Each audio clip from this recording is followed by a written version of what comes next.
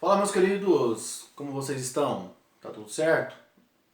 Antes de mais nada, por favor, dê o like, se inscreva, compartilhe, comente, dê sugestões. Isso é importante para o nosso feedback, para o nosso crescimento do canal e também para nós espalharmos essa ideia, espalharmos toda essa gama de conceitos para democratizar o nosso ensino também, o nosso ensino e a nossa aprendizagem. E no vídeo de hoje, nós vamos falar sobre o conceito de terceiro setor. Nós temos até agora catalogado cerca de 3 setores mundiais. Estou falando de 3 repartições em que toda a população mundial está dividida. O primeiro setor, o Estado. Quando eu falo Estado é com E maiúsculo e eu estou falando da nação, do país, do povo, do território, tá certo? Eu estou falando das características que formam esse povo, que delimitam esse território, tá certo? E a sua ação dentro desse território. Então, a gente fala, por exemplo, no nosso país, os interesses e até onde o Estado pode atingir de maneira positiva ou negativa no modo de vida da população, certo? Através de políticas públicas, através de decretos, de leis, através de emendas, enfim, de toda sorte de maneira que ele possa atender de forma positiva, né, ajudando a população nas suas carências, nas suas necessidades e também prejudicando a população, né, com a corrupção que desvia bilhões e bilhões de reais todos os anos, com a falta de hospitais, de leitos, de vacinas, com a falta de remédios, com a falta de profissionais que resolvem fugir do país, né, fuga de cérebros, né, sair do país em busca de oportunidades melhores, porque aqui não é bem valorizado, certo? Também não prestando o básico como uma educação pública de qualidade, gratuita, universal. O que mais que o Estado pode atrapalhar? Quando os seus impostos, o seu imposto, o seu, do seu pai, de sua mãe, sua avó, o meu, do meu pai, meus tios, enfim, quando o nosso imposto enquanto sociedade não é revertido para a melhoria da nossa comunidade, do nosso espaço, né? Não pegar impostos aí, por exemplo, o IPTU. Nós pagamos IPTU todo ano, embora a casa seja nossa. Mas se não pagarmos, a casa vai a leilão. Como que está o bairro onde você mora? Entendeu? Passa lixo todo dia, ou dia sim, dia não, ou regularmente. Tem escola próximo do seu bairro. Tem asfalto na sua rua, ou na sua cidade como um todo. Não tem, por quê? Certo? Mas é recolhido. Se você vai no mercado e você compra 1 quilo de carne, hoje a carne está a um preço de ouro, mas um exemplo, se você compra 1 quilo de carne, quase metade daquela carne, do preço, é imposto.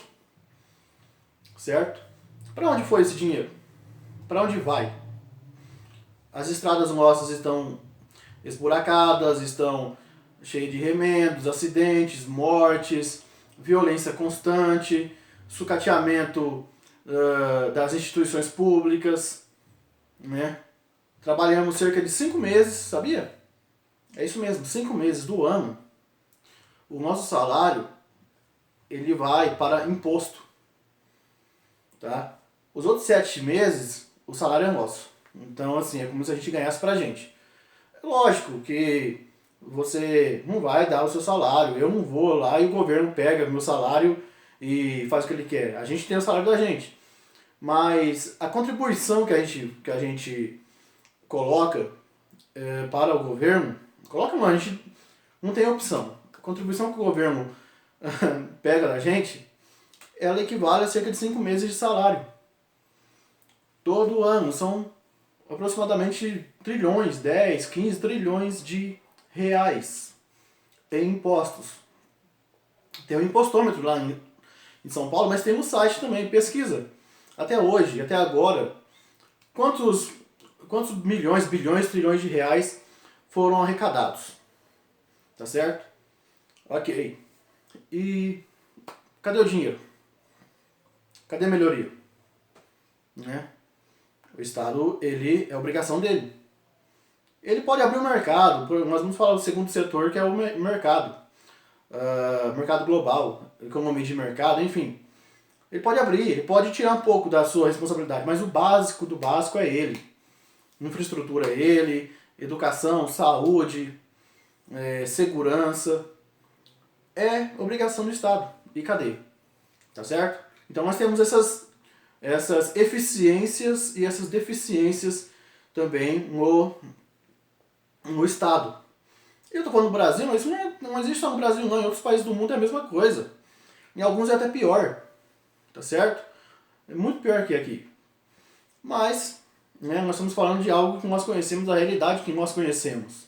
E isso são perguntas, são reflexões que a gente pode fazer em qualquer momento do dia, observando as notícias, observando aquilo que a gente escuta de notícias no rádio, no jornal, na televisão, enfim. Tá certo? O segundo setor é o mercado. Quando fala de mercado, a gente fala dos interesses do mercado local, regional, nacional e internacional. Ou mercado global. Certo? Então, é ele que dita as regras para esse primeiro setor, para o Estado. Ele fala, olha, é o seguinte, você vai fazer isso, deixa o resto comigo. Eu toco daqui. Certo? Então, é ele que define, ele tabela serviços, ele tabela produtos, ele tabela combustíveis. Nós temos hoje um problema muito grande com os combustíveis fósseis, né? Gasolina, petróleo como um todo, diesel, que está atrelado ao mercado mundial. Então, se tem se sobe o preço lá fora, automaticamente sobe aqui também. Então, isso não é exclusivamente culpa do governo. Isso é uma tendência. O barril do petróleo está valorizado, uma vez que os combustíveis fósseis, as reservas estão indo para o seu fim, caminhando para o seu fim, tanto é que nós temos hoje carros movidos a álcool, carros movidos a energia elétrica, carros elétricos, carros movidos a água, né? Já tem protótipos de carros a água, carros a hidrogênio, né? Para poder o quê? Para poder ver se daqui alguns anos, 10, 15, 20 anos, a gente para de dirigir, de possuir veículos que tenham sua combustão por combustíveis fósseis, certo? E dessa forma a gente vai também dar uma desafogada para a própria natureza, né? Mas agora creio que já seja meio tarde, mas antes tarde do que nunca também, né? Então o mercado ele regula o preço, ele regula a quantidade, ele regula os interesses de uma minoria em detrimento de uma maioria, certo? Nós estamos falando de interesses, por exemplo, nesse momento pandêmico, de pandemia, o interesse das indústrias farmacêuticas. Para onde estão? Produção de vacina, produção de tecnologias, né? Vai atender a quem primeiro? Primeiro vamos atender aqui em casa. Primeiro os países que produzem, depois que tiver todo mundo abastecido, aí exporta. Né? O Brasil, ele vai, a partir de setembro, se eu não me engano, salvo engano, setembro, outubro, até o terceiro, quarto trimestre, ele vai produzir. Nós vamos ter tecnologia para produzir nossas próprias vacinas contra a Covid-19. Isso é uma notícia, essa sim é uma notícia boa. Não vamos ficar dependendo mais de exportação, de importação, da boa vontade de governos, enfim. Nós vamos ter capacidade de produzir para nós mesmos. Aí depois que todo mundo estiver vacinado, tiver aqui em casa a lição estiver feita, a gente vai vender para os nossos vizinhos, né? Para os nossos parceiros comerciais ao redor do planeta também, tá bom? Então, o mercado ele tem uma função importantíssima, importantíssima, né? Ele traz essa regulação, ele traz até uma proteção também, sobretudo, para países de menor poder aquisitivo, né? Países menores, países pequenos, que não têm condições, não têm acesso a tecnologias, a serviços, a saúde de qualidade. Então, ele meio que regula para que não haja uma concorrência desleal ou para que o grandão não bata no pequeno. O país rico não humilhe o país pobre. Então, ele atua como um mediador da economia mundial. E por último, e não menos importante, talvez até seja mais importante que as outras, nós temos o terceiro setor da sociedade, que é trazido como as entidades, as organizações sem fins lucrativos. As ONGs, organizações não governamentais, as entidades religiosas que prestam um serviço relevante à sociedade. São entidades que levam água em lugares onde não tem água potável, levam comida, levam roupas, levam remédios, alimentos, mantimentos como um todo, casas, para pessoas, para lugares extremamente vulneráveis, extremamente pobres, sem nada de recurso. E isso porque até o próprio país não tem também essas condições. Nós temos exemplos, países centro-americanos, né, da América Central, nós temos países africanos, nós temos países africanos, como eu já disse, países asiáticos, né, tem lugares como no Sudeste Asiático, Camboja, Laos, Vietnã, Bangladesh, que muitas instituições, principalmente a Igreja Católica, igrejas evangélicas, protestantes, né, atuam com seus braços, né, com suas organizações sem fins lucrativos para trazer uma melhor qualidade de vida para essa população, né? Então nós temos programas aí como, por exemplo, o Maranata Brasil. Se você pesquisar no YouTube ou na internet, Maranata Brasil ou Maranata Internacional, porque temos aqui no Brasil e temos para fora também. É uma entidade uma entidade religiosa, mas ela não tem fins lucrativos, que ela leva através de doadores, através de pessoas que se voluntariam para furar poços, para construir casas, construir igrejas, construir colégios, escolas, né, ao redor do globo. Nós temos também instituições aí, como a própria Igreja Católica também, que presta um trabalho relevante à sociedade, as igrejas evangélicas como um todo, pentecostais, neopentecostais. E dessa forma eles tentam minimizar o sofrimento e a dor humana. Eles tentam também dar uma dignidade para essa população extremamente carente, né? Carente de atenção, de recursos, carente de dinheiro, de trabalho, né? Pessoas doentes, pessoas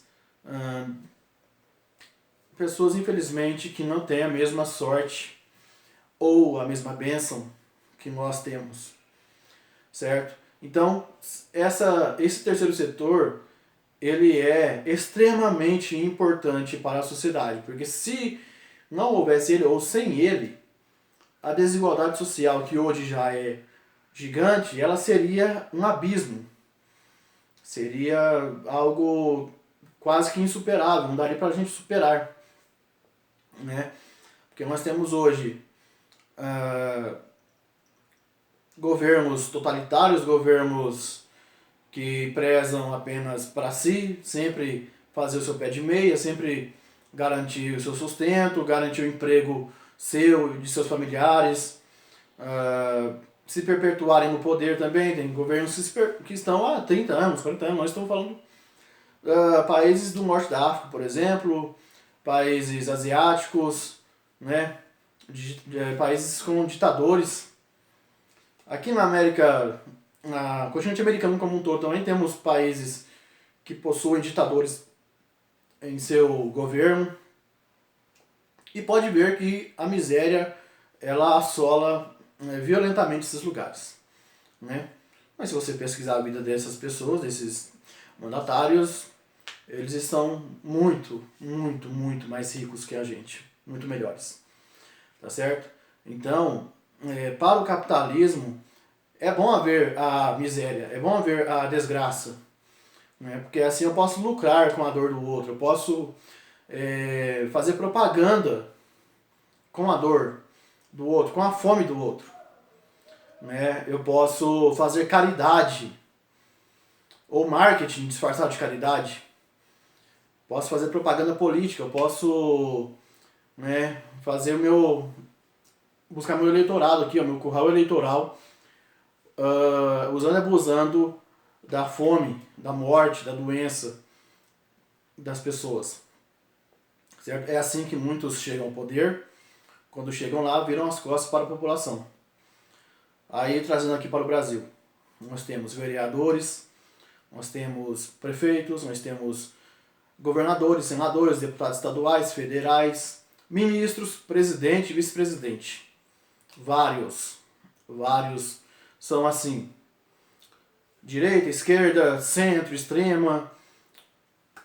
Muda só a sigla partidária e o pensamento, certo? Então, esse abismo que eles próprios criam, essa desigualdade social gigante, ela é diminuída com o auxílio dessas entidades que funcionam como um elo de ligação para poder, de certa forma, amenizar a dor, amenizar a fome, a morte, a doença da população mais vulnerável, né? Até porque, para o mercado, é muito mais vantajoso você ter uma produção excedente de alimentação e você não tem mercado para vender, você jogar fora, do que você fazer um preço mais barato ou você fazer um ato de caridade e doar para populações que precisam, carentes, né? O que você vai ganhar com isso? Esse é o pensamento que essas pessoas têm. Então nós vemos isso aqui no Brasil, né? Superproduções de alimentos, exportações que nós temos empresários, empresas que preferem jogar fora do que saciar a fome da sua comunidade local, certo? Uma vez que, com a produção atual de alimentos que nós temos, ela seria suficiente para acabar com a fome do planeta. Se todo mundo se juntasse, se todos os governos se juntassem nesse ponto de curar a fome, daria para curar a fome do mundo umas 7, 8 vezes seguida. Não é amenizar, não é relativizar, é acabar mesmo, para valer. Chega, nunca mais vai ter fome. Umas 7 vezes seguida. Tem alimentação, tem dinheiro, muita grana para isso. Sim, mas ela está concentrada na mão de poucos. E esses poucos, eles não estão nem um pouquinho interessados nisso. Por quê? Porque eles têm a quem recorrer, eles têm a quem ganhar em cima disso, né? Então é isso, pessoal. Sugestões, dúvidas, qualquer coisa a gente vai conversando por aqui. Se inscreva, dê seu like, compartilhe. Se for legal esse conteúdo, fale para mais pessoas, coloque o link nos seus grupos. Vamos fazer esse canal crescer, vamos fazer nossos amigos, a nós também, expandir nossa mente, o nosso raciocínio crítico, né? Vamos formar pessoas, cidadãos críticos, né? De criticidade, de saber analisar os pontos de vista, saber analisar situações, certo? Que é o que falta muito nesse país. Falta consciência de classe, interpretação de texto e pessoas com criticidade, pessoas críticas, para saber o que é certo de verdade e o que é errado, se alguém está tentando manipular ou não. Enquanto isso, nós temos uma gama de pessoas manipuláveis que tentam manipular outras e o ciclo só vai se repetindo. Né? Então é isso, um forte abraço e nós nos vemos no próximo vídeo. Falou!